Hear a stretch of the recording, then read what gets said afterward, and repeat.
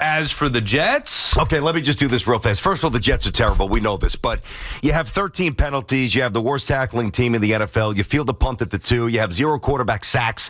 You have 0 quarterback pressures. You have 3 turnovers. You force none. And by the way, I did think the refs were, and I never lean on this, but they missed 2 late hits on Justin Fields. Tippmann had his helmet ripped off. They didn't see that. The Jets do deserve to be 0-4. Here's my bigger issue, okay? Now, I can no longer blindly, because that's how I did it during the summer, because he had never been a head coach before. I can no longer, nor will I, blindly say that Aaron Glenn is the guy. I'm not going to say that anymore. I don't know. What I know is that the Jets take the field every single week, and the Jets look awful. They look like they don't practice. The fundamentals are optional again. And I say this, and I just asked the question that every single Jet fan has to be asking themselves as well, unless you're just, Planet Delusion. You think Aaron's going to just get it going like Parcells right away. How do the Jets look different? They don't. As a matter of fact, they look worse in certain regards here. I think their talent base is painfully weak at too many spots. Outside of Garrett Wilson, I barely even know a wide receiver's name. That's a problem. And the secondary, the safeties suck. All right, so the Jets are going nowhere this year, and it's not even about like going on this unhinged rant or just leashing into whatever. I am, Sal. I'll be honest with you. I said this on the pod last night. If you guys want to check it out on Killable, Apple, Spotify, go do it. I don't know that they hired the right person. I don't know. How could anybody say with confidence that the Jets hired the right person? See, this was my fear. Because you're now partaking in, and I understand your frustration. I get it. They've been awful. Like what? Fielding fair catching a punt inside the at the 2. At the 2. I mean, that is just. I actually can't watch it. Last night was painful. I was telling my wife, like, I'm sorry. I actually usually I look forward to watching games. Yep. That game was. Like, I'm not getting paid enough to watch that game, honestly, last night. That's how bad. So, to me now, the Jets they're irrelevant. However, that negative energy, while it's justified and understandable, is exactly the environment that is going to set up another head coach to fail. It is 4 games in to year 1 of a new regime. The one thing that I know with certainty is that Aaron Glenn has the right attitude and the right core principles and beliefs to get this thing turned around. I don't know if the media, fans, or organization will let him succeed. Because now, even in a year where, like, I was realistic. I've said it from the beginning. I'm going to say it again. I thought the Jets would lose last night. I am not judging them on wins and losses year 1. I want to judge them on how they play. And through 4 weeks, it's been largely putrid, especially with those little things, the penalties, the airhead, boneheaded mistakes, the fumbles. Those are big things. I know. But it goes back to when everybody wanted Gibson cut, and then he does that, and now guys have been fumbling left and right. Yeah, the guy that they bring in fumbles the opening kick. Okay, right. Third quarter. Brandon Allen, one of the best. I mean, you could not have a better drive than the Jets had against Miami. It's phenomenal. Running the football, like, oh, man, it gives me goosebumps. That is something I dream about. Running the football down their throats. They know it's coming. They can't stop it. That is glorious watching that if that's your football team. Yep. And only the Jets can have a beautiful, glorious drive and fumble the bleeping football on a goal line. Yeah, and not at the 9, not at the 6, not at the 3, at the goal line. Another instance of touchdown. So I acknowledge that. And then Miami scores that it's a 14-point swing. I acknowledge that it's bad, it's ugly, but, and I understand your frustration. You got to give Glenn some time. Okay, but hold on. I agree. I'm not saying fire him today. No, I know. But all I'm saying is I'm no longer going to blindly say that I think that they nailed the hire because I don't know. Now, I get it. And what you said, I know what you mean, but think about this, Sal. You're saying that you don't know whether it's, say we, right? Yeah. If we will let Aaron Glenn succeed. The onus is not on me to let him succeed. The onus is on him to prove to us that he's different. And it's even more so because he's told us repeatedly that they are different. We're not. And I told him, I said it on the show, Aaron, stop saying that, dude. Right. Stop feeding into the same old Jets narrative. It's going to come back and and people are going to, not me, people are going to throw it in your face. Stop that. When you embrace that so publicly, right? When that is one of your mantras and you look worse than the same old Jets, That's on him. That's not on me to contextualize what's going on. It's his problem. No, I know, but the media... He told us all year we're going to tackle during the summer. We're going to tackle. We're going to tackle. They can't tackle. They got to get guys in there who will. I don't think it's a head coach issue. I think that this is a long... I'm not going to throw you out the cliches about coffee. It's like I don't even drink coffee. I'm just saying that it's going to take time. Like, I think...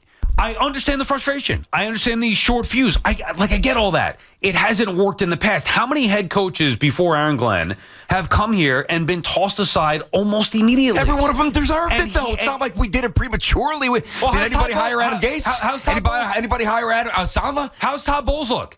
Todd Bowles is the one guy who's done very well. But he had more than 2 years, right? Todd was what, 3, 4? Eric Mangini, they gave up on. Yeah. And nobody's hired Mangini in the 20 years that he's been gone. Well, I mean, the Browns hired him, but then that was a bad situation. No, I get it.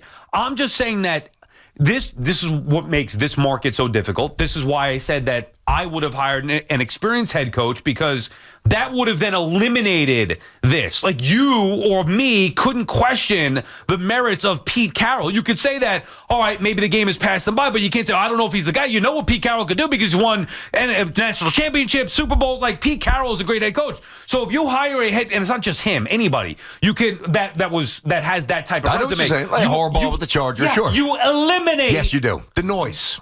Bingo. I know. And that would be a big first step in trying to build success. So I understand the noise. I would not be questioning Glenn. Look, it's bad. It's ugly. It's 4 games. You got to give him some time here. I'm going to, but see, there's a fine line questioning and then declaring that he's the wrong choice. Right, I got you. And I'm not doing that. Like, I'm not saying they absolutely whiffed on that. Matter of fact, I'm nowhere near that. But I'm saying that he has not done what I really fully expected him to do and to change kind of quick. And if the Jets were 1-3 and the penalties were down, they haven't forced a fumble. They can't tackle. The defense is putrid. Dude, it stinks. And Steve Wilkes that was a bad hire by Aaron Glenn. That one's on AG. Steve Wilkes stinks. He's going to get fired. Yeah. It's so bad that he is going to get fired. Well, good. I would fire him today. He's terrible. I know, but is that the right... Again, you could say that it's a bad hire. It's 4 games in, and they're like Sauce... Who paid Sauce Gardner? That's Smoochie. Okay. That's Woody. That's AG. Okay, but that's already strike one to me. Like, I could have told you not to pay him. Matter of fact, I did tell you. I told you he was a bust a year ago. I was actually stunned when they locked up Sauce Gardner. I couldn't believe it. I figured, all right, new regime, light a fire under Sauce's ass. What about Garrett? You weren't surprised with Garrett, though, right? I was not okay as surprised. With that. Yeah. I mean, he's unbelievable. Garrett dude. Wilson. He's special. He is one of the he's supremely talented. He's special. He's got ways to go to becoming a complete great receiver. It would help if he had a wide receiver opposite him or a quarterback who could actually throw. I mean, I know not coming back to the ball last week bothered me a little bit. Against the Bucs. Those are little things, but his skill level he's unbelievable. Is off the chart. He is. He makes catches that even great receivers can't Yes, make. I agree with that. He's a stud. And I like his attitude. I like the way he's handled himself here. So I was okay with that. I'm just saying that it's 4 weeks in a year one. Obviously, this stuff is unacceptable. I thought Becht, when he was on with us preseason, saying that these things can be corrected right away. He did say that. I disagree with that. And I was like, good. Well, then let's see it. Obviously, we haven't seen that. I still believe Aaron Glenn is an excellent coach. Obviously, his team has played putrid, inexplicably bad football. You gotta at least see it through a little bit before we make decisions. I'm not saying you're making. No, I got you. But to me, you have to at least modify the way you present that. To say that he's an excellent coach is very different than saying he could be. Right. And correct. That's what you mean, right? Yeah. Could be an excellent coach because he's certainly not an excellent coach now. They're terrible. Well, They're the worst team in football with the Saints. But there's a difference between being an excellent head coach that has a team that's winning. Yeah. Like, I believe he's got all the proper characteristics to lead men. So do I. And he's worked his way up. So he's not just out of the broadcast booth or off the sideline. He's worked his ass off as a coach. Yep. His mentality is one that I believe in. I believe he knows how to build. Well, I shouldn't say that. I believe he knows what it takes to be successful. Now, building it and having other players follow you and actually do it that's the biggest step. And that can take a lot of time.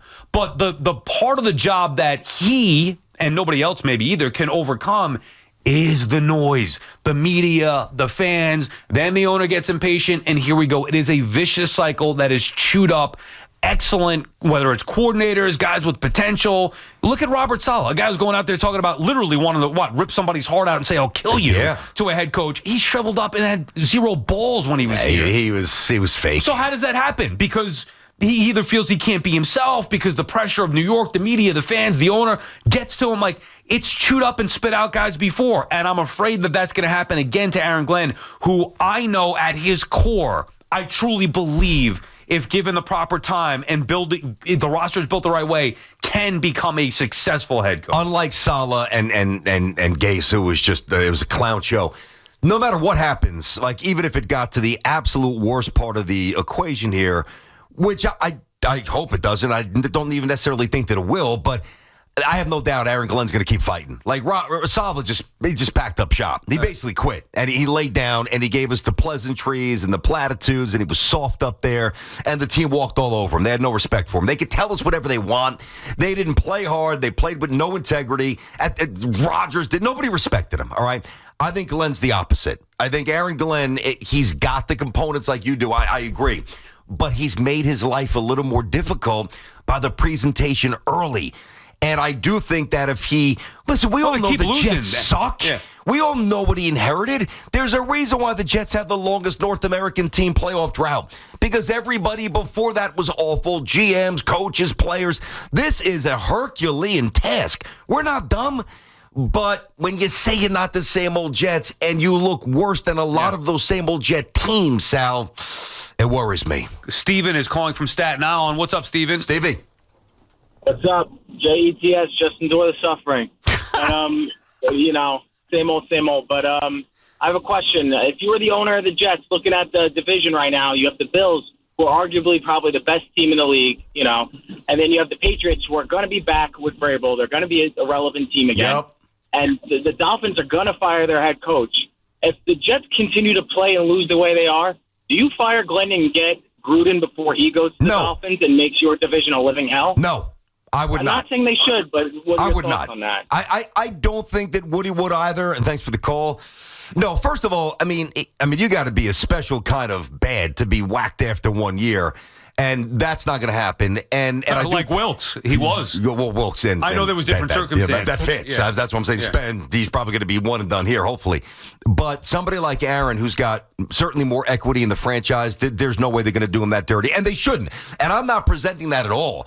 All I'm saying is what I thought that he would address immediately because he told us he would. It's been the opposite.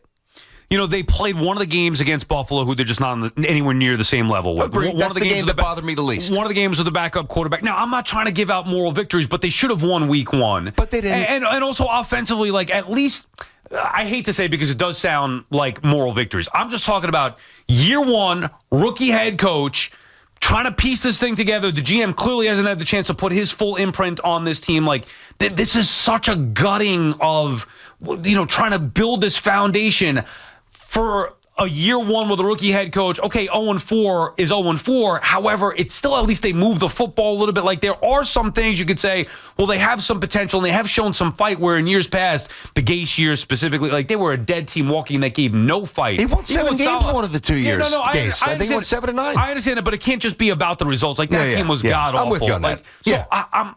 It's not, I don't think it's as bad as it seems at 0-4, even with the idiocy that is displayed out there every Sunday, or in this case, Monday night. Fumbling the football, the stupid penalties, fielding the ball on the 2-yard line. I don't think he's going to be overwhelmed, and I really have a strong feeling about that. So that's going, I would think, bring some results at some point here. But the fact of the matter is, and as much as I was happy when they brought in Glenn, Vrabel, as you know, was always my first choice. And as the last caller said, look at the Patriots all of a sudden. Yeah. Watch how fast they figure it out. Because they got a head coach that knows who's doing it. And they've got a better franchise than the Jets, top to bottom. And the Bills are the class of the league. And the Dolphins are a doormat like us. And their coach is a dope, and their quarterback is average. And here's the thing, too. This is what drove me nuts last night. We watched Darren Waller as a Giant. I don't know what the hell happened here. Darren Waller last night, he looked like a 25-year-old superstar all-pro tight end. I know. I already put in Come on. I already put in a waiver claim for my fantasy team. Did you really?